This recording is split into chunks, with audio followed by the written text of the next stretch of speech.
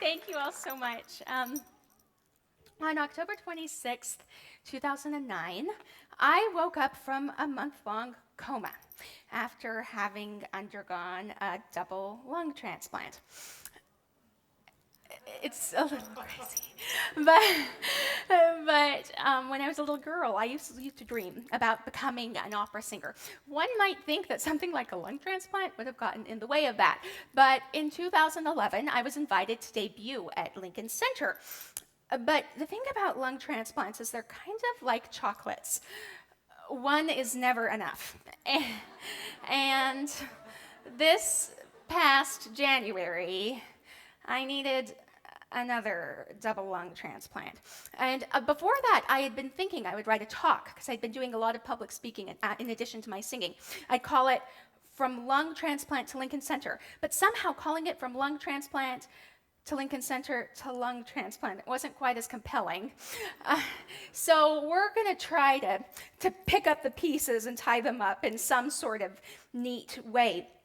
About a year ago, I was in a historic theater in Philadelphia singing and telling my story about how at 20 years old, I was diagnosed with a condition called idiopathic pulmonary hypertension, or PH, which carried a pretty severe prognosis, very complicated treatments, side effects, and the reality that I would probably die between the ages of 22 and 25.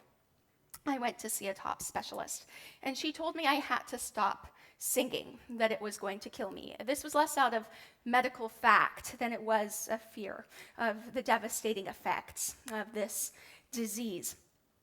But my father and grandfather helped me to navigate all of my options for care. Soon I was taking lots of drugs that I never realized existed, and some that I really never thought I would take, like Viagra.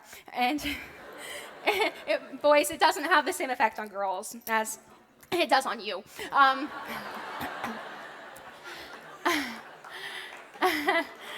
But and don't use it.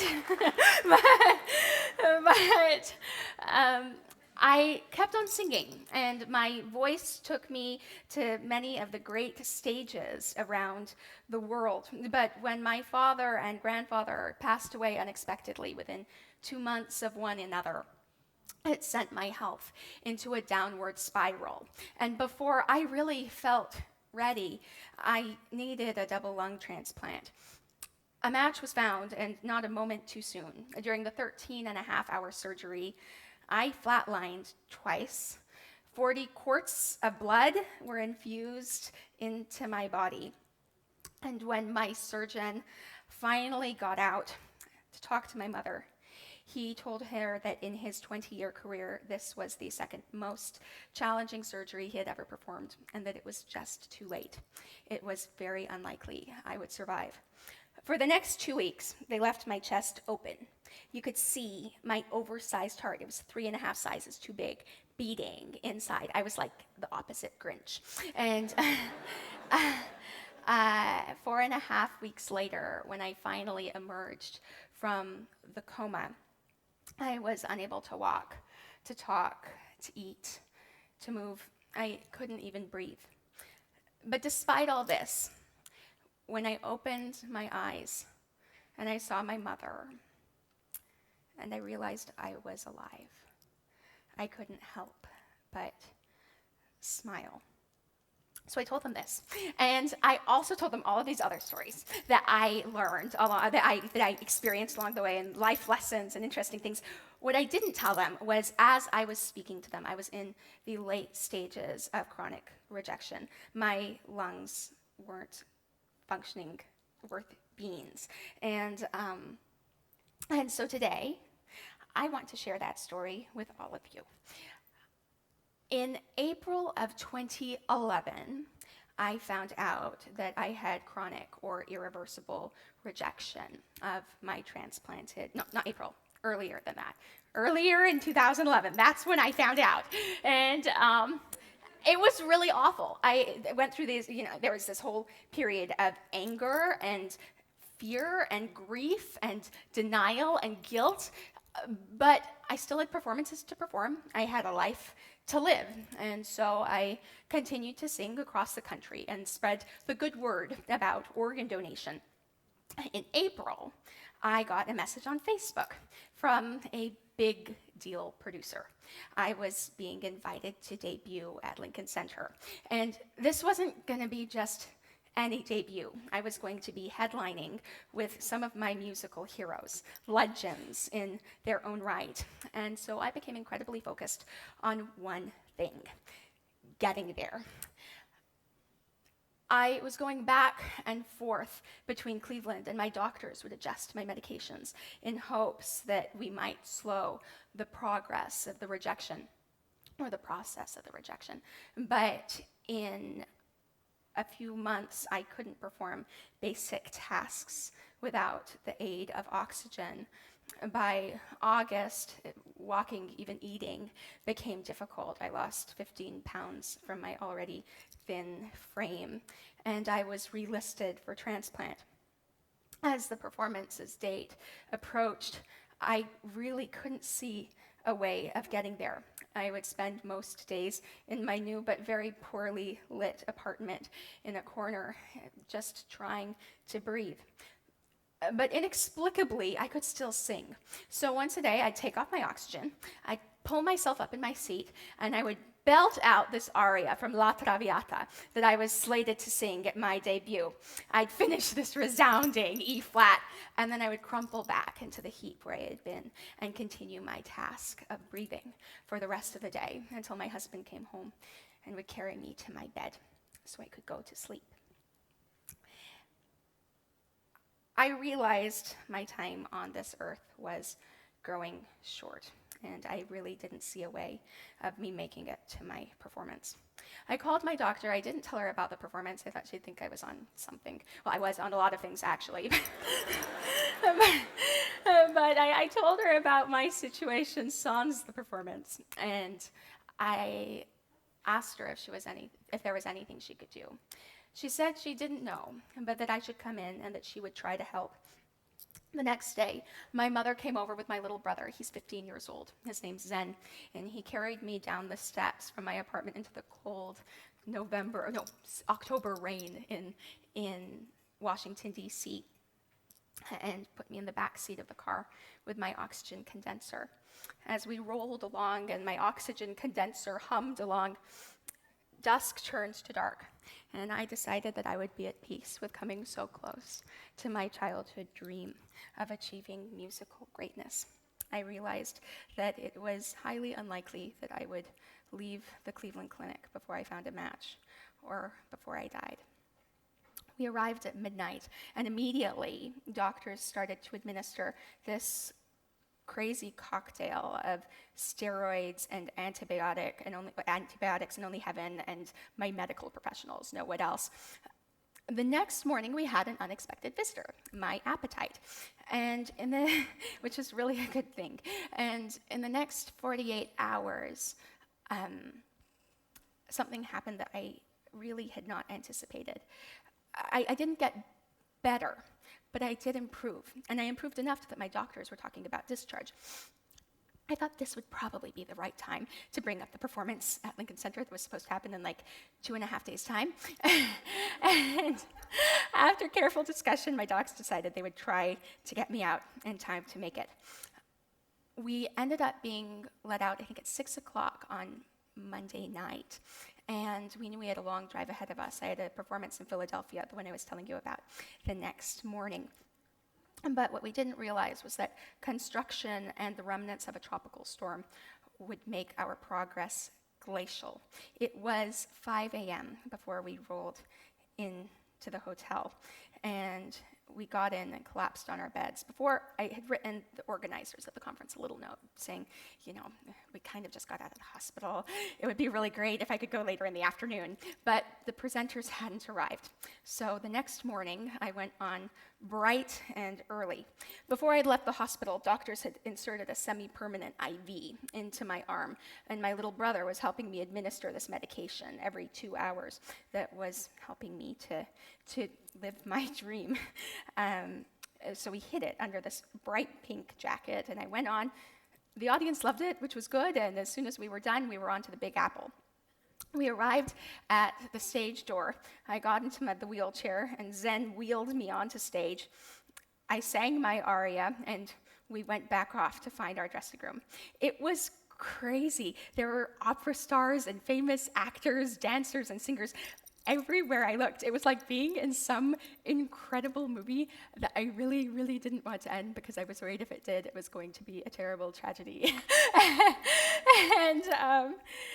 and I was with it enough before I left for the hospital. I told my mom to bring a dress for me. The only dress that I had had fitted was my wedding dress because I was supposed to get married in a week. and so I didn't anticipate, though, the tube that was going to be hanging out of my left bicep. So my mother and the costume designer went into a mad flurry to try to figure out a way to conceal it. I think they used a combination of pantyhose and scarves, and you couldn't even tell. It was great.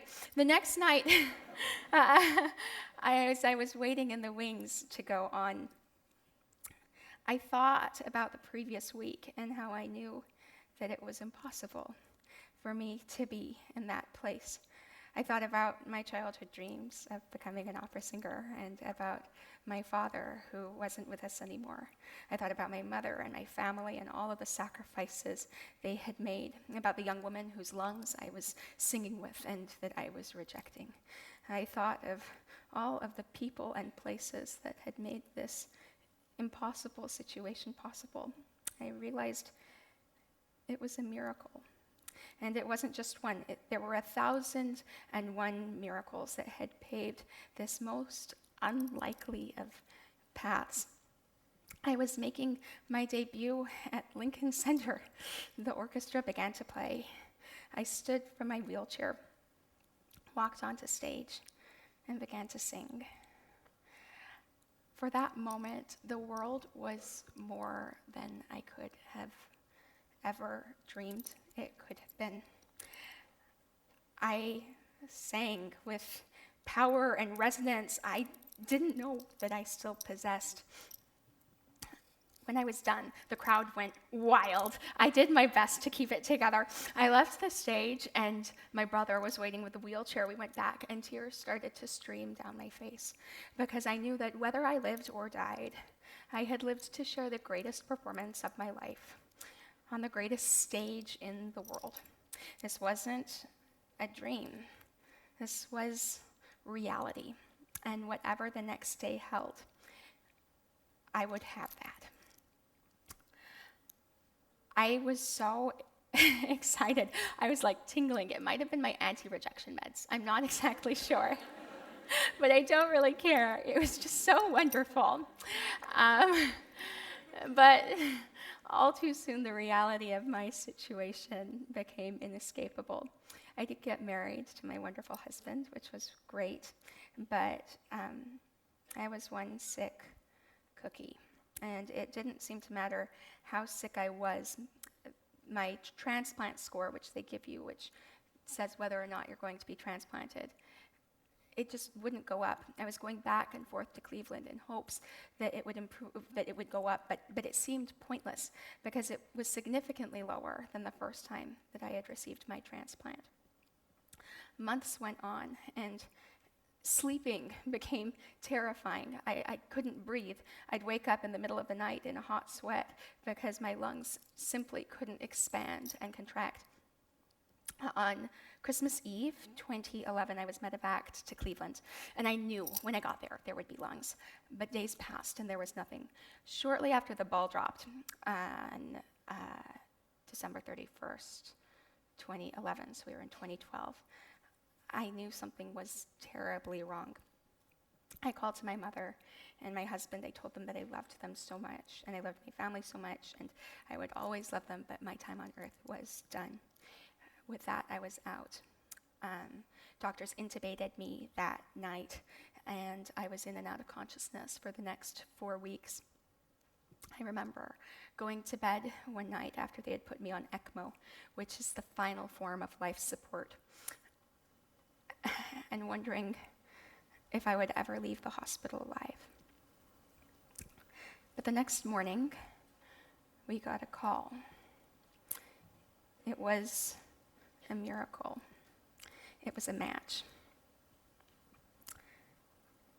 And I knew I would live. I knew I would sing. And I knew that somehow, this time, it would be easier. As the nurses wheeled me into the surgery room, I had my mother on one side and my husband on the other. I took their hands in mine, and while I couldn't talk, I mouthed to them, "We've done this once. We can do it again. I love you." 2 months later, or 2 months after I arrived in the hospital, I was showing real signs of improvement. I was finally out of the ICU, which is a big deal, and things were looking up. My surgeon was making the rounds, and after he was done, he came in, and his name is Kenneth McCurry. I can't tell you how much I love him. And he told me something, and I want to do his quote justice, so I'm going to read it to you. He said, "When I was a kid, my heroes were the astronauts. No one had ever done what they were doing. They went to the moon. They had the courage to move the horizon of science forward. In my job, we're rewarded for making the safest choice. As doctors and as a program, we are judged on outcomes. But I judge myself on whether I do what I know is right. If I believe I can save someone's life, if I believe it's the right thing, if I think that a transplant will give someone the opportunity to live longer, it doesn't matter if I have to try something I've never tried before, I'm going to do it. Because moving the horizon of anything forward isn't about making safe choices. It's not about making easy choices. Sometimes it means failing, but if we never try, we'll never know what we could have achieved. No person, thank you, no pill, no experience can satisfy the hopes we each carry deep within our souls. Our future is dictated much less by any one event than it is a convergence of life, determination, and chance, and by each of our understanding that our choices today will create our options and our future tomorrow.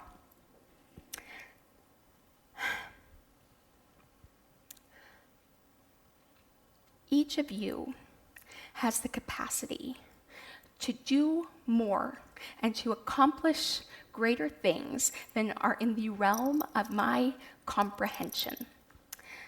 But none of you are going to do that alone.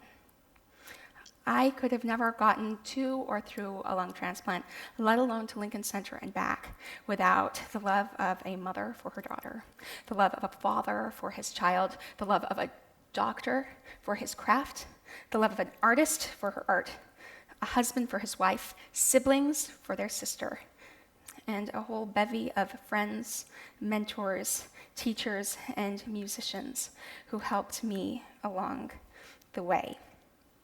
As you embark in this project of life, I want you to remember that there is no person or no one thing that is going to make your dreams come true. But when we work together in love, we can turn the impossible into possibility, and we can build our dreams into reality. Thank you. Thank you. Thank you. Thank you. Can we sing one more? Can I sing you one more song? that okay? We have one more song for you. Is that okay? Okay, we're going to sing another song. This is my ode to Barbara Streisand. I love her. She's not an opera singer, but she is awesome. So, and yes, I just said that. So, okay.